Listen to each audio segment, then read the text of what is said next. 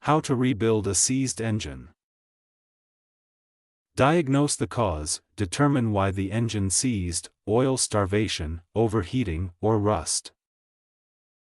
Disconnect the battery drain fluids, prevent electrical hazards and remove oil coolant. Remove external components, take off belts, hoses, and accessories for better access. Detach cylinder head oil pan, open the engine to access pistons and crankshaft. Inspect free-stuck pistons, use penetrating oil and gentle force to loosen seized parts.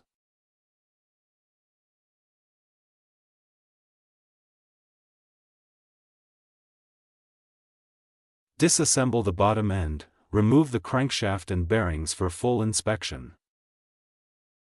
Clean, replace damaged parts, machine or replace worn-out pistons, cylinders, and bearings.